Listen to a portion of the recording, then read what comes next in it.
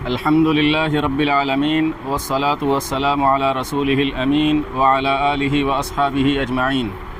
أما بعد فأعوذ بالله من الشيطان الرجيم. بسم الله الرحمن الرحيم.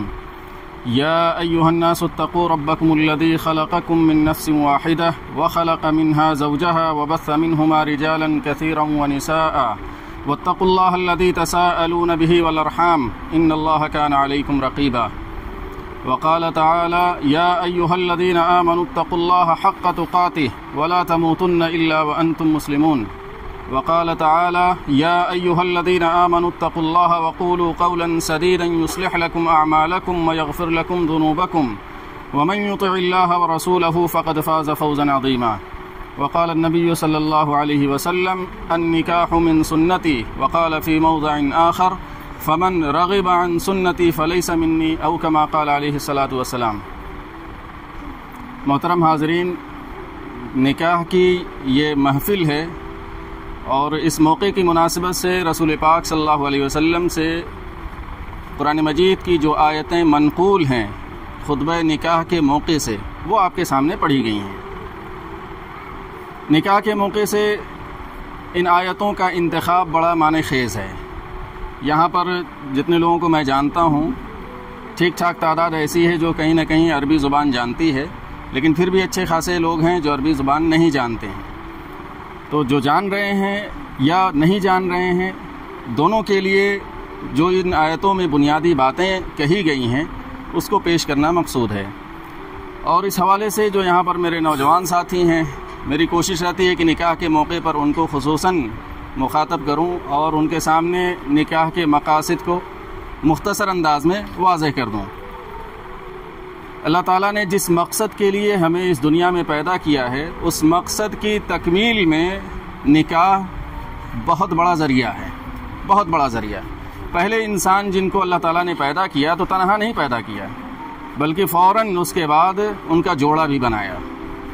یہیں سے یہ بات واضح ہوتی ہے کہ انسان اس کائنات میں تنہا نہیں رہ سکتا ہے، اور اگر تنہا کسی کو رکھ دیا جائے تو وہ سزا ہوتی ہے. قید تنہائی کے نام سے آپ لوگ واقف ہوں گے کہ یہ بدترین سزاؤں میں سے ایک سزا ہوتی ہے.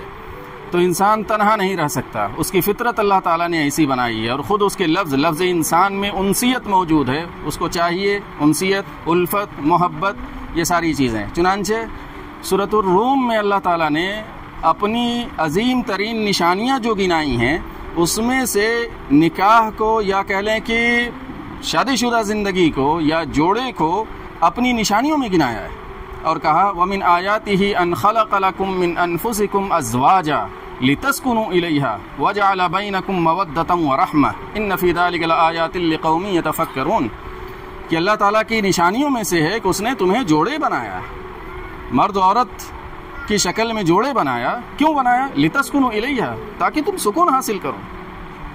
اور پھر دو باتیں کہیں، وَجَعَلَ بَيْنَكُم مَّوَدَّةً وَرَحْمَةً، تمہارے درمیان محبت اور رحمت پیدا کی.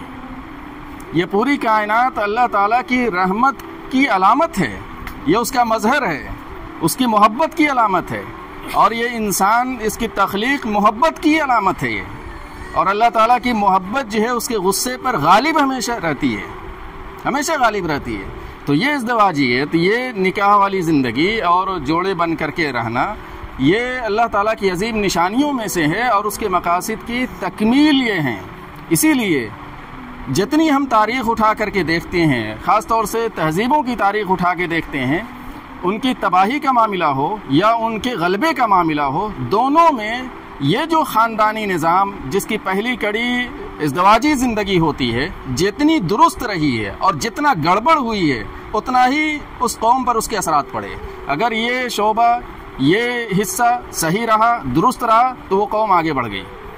اور اگر یہ گڑبڑ ہوا تو یہ اتفاق ہے، اس بات پر اتفاق ہے. جنہوں نے تہذیبوں کی تصادم وغیرہ پر یا تہذیبوں کی تاریخ پر کتابیں لکھی ہیں، انہوں نے اس بات کو لکھا ہے کہ ان تہذیبوں کی تباہی میں خاندانی نظام کی تباہی بنیاد کی حیثیت رکھتا ہے. اسی لیے ہمارے یہاں اسلام میں یا کہہ لیں کہ شریعت میں اس نظام کو بچانے، اس کو تحفظ دینے اور اس کو تقدس عطا کرنے کی جتنی ممکنہ چیزیں ہو سکتی تھیں ان تمام کی تمام چیزوں کو طے کر دیا ہے، تمام چیزوں کو طے کر دیا. اور اس وقت موجودہ دنیا میں مسلمان ہی ایک ایسی قوم کی حیثیت سے پائے جاتے ہیں جن کے ہاں یہ رشتہ ابھی بھی تقدس اور عظمت کی حیثیت سے جس پوزیشن میں بھی موجود ہے دوسری اقوام میں نہیں ہے۔ اور اسی بنیاد پر ہم یہ توقع کرتے ہیں کہ ہم جو زوال پذیر ہیں یا زوال کا شکار ہیں، ہمارا انشاءاللہ غلبہ ہوگا اور اس میں بنیادی رول یہ خاندانی نظام ادا کرے گا۔ جس طرح کے حالات بن رہے ہیں، ہر کوئی دیکھ رہا ہے کہ نئی نسلوں پر باطل تہذیبیں کس طریقے سے مسلط کی جا رہی ہیں، جبر کے ذریعے سے، حکومتی ذرائع سے، اسکولوں میں سلیبس کے ذریعے سے، قوانین کے ذریعے سے، مختلف انداز سے پوری تصویر بدلی جا رہی ہے۔ ایسی صورت میں ہمیں اپنے نسلوں کو اگر بچانا ہے تو خاندانی نظام کو مستحکم کرنا پڑے گا، اور یہ سب سے مضبوط نظام ہوگا جو ہمیں آگے لے کر کے جائے گا۔ یہ کمزور ہوا، یہاں پر اگر اس کا تقدس پامال ہوا تو پھر سمجھ لیجئے کہ کوئی چیز بچانے والی نہیں ہوگی۔ یہ آخری لیئر ہوتی ہے، یہ آخری کڑی ہوتی ہے جو کسی تہذیب کو یا کسی سماج کو کھڑا رکھتی ہے یا مقابلے پر آمادہ رکھتی ہے۔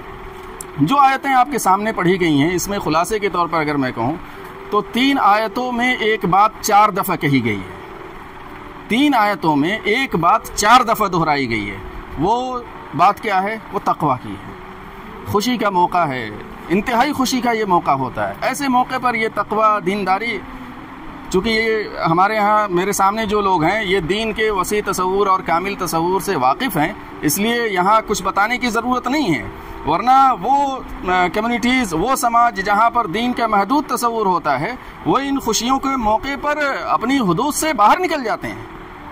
اور اگر کہا جائے تو نکاح کی ایک سرمنی کے علاوہ کوئی اسلامی وہاں نہیں چیز رہتی ہے۔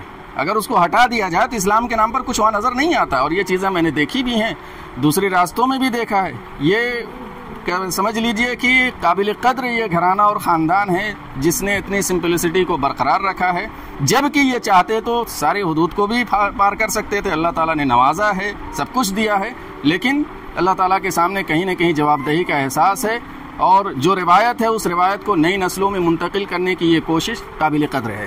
تو یہ کہیں نہ کہیں بات کہی جائے گی کہ تقویٰ کا معاملہ اس پورے کے پورے خانوادے میں موجود ہے۔ جو نیا جوڑا قائم ہو رہا ہے اور اس کی سب سے اہم کڑی ظاہر سی بات ہے دولہے صاحب ہوتے ہیں، ہمیشہ اس بات کو یاد رکھنا پڑے گا کہ وہ غیر ذمہ دار نہیں ہے، ہمیشہ اللہ تعالیٰ کے سامنے جواب دہ ہیں، اور اب سے ایک بہت بڑی ذمہ داری ان کے اوپر عائد ہوتی ہے، اور وہ ذمہ داری ایسی ہے جس کے بارے میں آخرت میں جواب دہی ہوگی۔ 4 دفعہ کہا ہے، تینوں آیتوں کی شروعات یا ایھا الذین آمنوا اتقوا اللہ، یا ایھا الذین آمنوا اتقوا اللہ، یا ایھا الذین آمنوا اتقوا اللہ، اے لوگو اللہ تعالیٰ کا تقوی اختیار کرو۔ یہ تو ہو گیا معاملہ دل کی دنیا کا کہ میرا اللہ تعالیٰ سے کیا تعلق ہے، میں کتنا ڈرتا ہوں، اس کی حدود کا کتنا پاس و لحاظ رکھتا ہوں، یہ میرا پرسنل معاملہ ہے۔ لیکن پریکٹیکل لائف میں کیا معاملہ ہوگا؟ وہاں پر معاملات کے بننے اور بگڑنے کا آغاز کہاں سے ہوتا ہے، اس کو صرف بیان کر دیا ہے سورۃ الاحزاب میں، اور کہا وَقُولُوا قَوْلًا سَدِيدًا، زبان صحیح استعمال کریں۔ رشتوں کے بناؤ اور بگاڑ میں واحد چیز اگر کہا جائے، یا کہہ لیں کہ سب سے پہلی چیز جو سامنے آتی ہے وہ زبان کا غلط استعمال ہے۔ ایک نے کچھ کہا، دوسرے نے کچھ کہا، پہلے نے کچھ سمجھا، دوسرے نے کچھ سمجھا، اور معاملات کہاں تک چلے گئے وہ پھر افسوس کے علاوہ کچھ بچتا نہیں ہے۔ خیر یہاں یہ بات بتانے کی نہیں ہے، لیکن میں اس وجہ سے اس بات کو یہاں شیئر کر رہا ہوں کہ نئی نسل میں بگاڑ کے جو مسائل دیکھنے میں آئے ہیں، یہ جو اسباب دیکھنے میں آئے ہیں، اس میں جب تحقیق کرتے کرتے آخر تک پہنچا گیا تو نظر یہی آیا کہ شروعات کسی نے ایک جملہ کہا، اور اس کے بعد پھر بگڑا تو بگڑتے بگڑتے معاملہ کہاں تک چلا گیا۔ اسی لیے پہلے ہی مرحلے میں اللہ تعالیٰ نے کہا وَقُولُوا قَوْلًا سَدِيدًا، زبان سے صحیح الفاظ استعمال کرنا، زبان کا صحیح استعمال کرنا۔ نتیجہ کیا نکلے گا، دنیا میں کیا نتیجہ ہوگا، آخرت میں کیا نتیجہ ہوگا، یہ بتا دیا۔ یصلح لکم اعمالکم، تمہارے معاملات درست رہیں گے، زبان صحیح رہے گی، معاملات صحیح رہیں گے۔ اور اس کے ساتھ ساتھ انسان ہونے کے ناطے اس بات کا امکان ہے کہ کچھ غلطیاں ہوں تو یغفر لکم ذنوبکم، اللہ تعالیٰ تمہارے گناہوں کو معاف کرے۔ ومن یطع اللہ ورسولہ فقد فاز فوزا عظیما، جو اللہ اور اس کے رسول کی اطاعت کرے گا وہ عظیم کامیابی سے سرفراز ہوگا۔ تو ان آیتوں میں یہ بنیادی باتیں تھیں جو آپ کے سامنے رکھ دی گئیں۔ باقی نکاح کے موقع سے یا شادی کے موقع سے جو باطل رسومات وغیرہ ہیں اس کے بیان کرنے کی ضرورت مجھے نہیں یہاں محسوس ہو رہی ہے۔ میں دیکھ رہا ہوں جو میرے سامنے ہے، جب وہ چیزیں نہیں ہیں تو اس کے بیان کی کوئی ضرورت نہیں ہے۔ قابل مبارکباد ہیں دونوں گھر کے لوگ جنہوں نے اس سادگی کے ساتھ اور نہایت ہی سمپلسٹی کے ساتھ اس محفل کو سجایا اور اس عمل کو آگے بڑھایا۔ نئی نسل کے جو ساتھی ہیں، جو افراد ہیں یا میرے بھائی تقریباً کہہ لیں، ان کے لیے بھی یہی کہ یہ ایک ذمہ داری ہے اور اس ذمہ داری کو محسوس کریں۔ یہ امت مسلمہ کی سربلندی کا ایک بہت بڑا ذریعہ ہے، یا کہہ لیں کہ اللہ تعالیٰ نے جس مقصد کے لیے ہمیں پیدا کیا اس کی تکمیل کا ذریعہ ہے۔ یہ نگاہوں کے سامنے رہے۔ دعا کرتے ہیں کہ یہ جوڑا خوشیوں کے ساتھ، مسرتوں کے ساتھ اپنی زندگی کی گاڑی کو آگے لے کر کے جائے، اور کسی بھی طرح کا کوئی بھی اگر مسئلہ بالفرض ہو تو اس کو شریعت کی روشنی میں حل کرنے کی کوشش کریں۔ وآخر دعوانا الحمدللہ رب